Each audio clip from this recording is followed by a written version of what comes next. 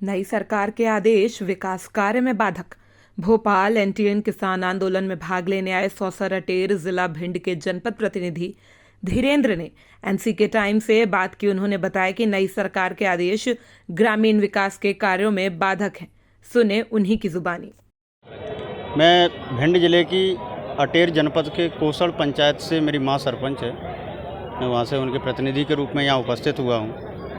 यहाँ पर हम पूरे मध्य प्रदेश भर से जो है सरपंच आए हुए हैं। सरपंच संघ के तत्वाधान में उसके बैनर तले सभी लोग यहाँ एकत्रित हुए हैं। अभी तक जिस प्रकार से पंचायतों में जो कार्य चल रहे थे, तो उनमें कहीं ना कहीं सरपंचों को जो है रोक करके ग्राम पंचायतों के विकास को अवरुद्ध करने का पूरा प्रयास किया गया है। जैसे नरेगा से कार्य चलते थे, तो उनमें बोले कि मटेरियल की जो है सामग्री का नरेगा से किसी प्रकार से कोई काम नहीं होगा। इस प्रकार का आदेश मध्य प्रदेश शासन ने किया है, जो कि गांव के विकास के जो है हित में नहीं है।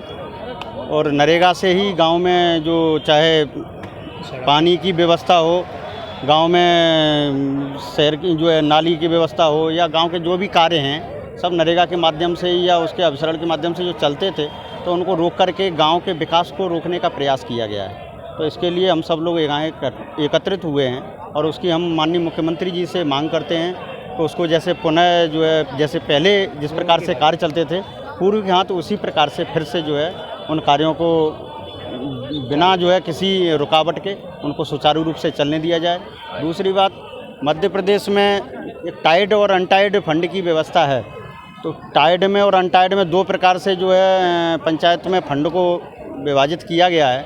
जबकि पंचायत में जब पंचायत को फंड दिया जाता है तो पंचायत का विशेषाधिकार होना चाहिए, उसमें टाइड और अनटाइड के रूप में नहीं करना चाहिए। पंचायत को जिस काम के लिए जहाँ जिस फंड की ज़रूरत पड़ती है, चाहे वो 15वां वित्त हो, चाहे 5वां वित्त हो, चाहे 14वां वित्त हो, तो उस प्रकार से पंचायत को अधिकार होना चाहिए कि वो किस कार्य में उस फंड का उपयोग करता है, ये पंचायतों को अधिकार देना चाहिए। तो इस प्रकार से वहाँ पर भी सरपंचों को रोकने का प्रयास किया गया, पंचायत के विकास कार्य को बाधित करने का प्रयास किया गया है। तो हम उसके लिए भी हम माननीय मुख्यमंत्री जी से मांग करते हैं कि टाइड और अनटाइड जो दो अलग अलग से व्यवस्थाएं की गई हैं उनको समाप्त किया जाए और सब पंचायतों को पूरी जो है जिम्मेदारी के साथ, पंचायतों को पूरे अधिकार के साथ में काम करने दिया जाए। आपकी मांगें पूरी होती तो आप आगे क्या रणनीति? ये हम सबका जो संगठन है, संगठन में बैठ के हम सब निर्णय लेंगे कि हमें आगे क्या करना है।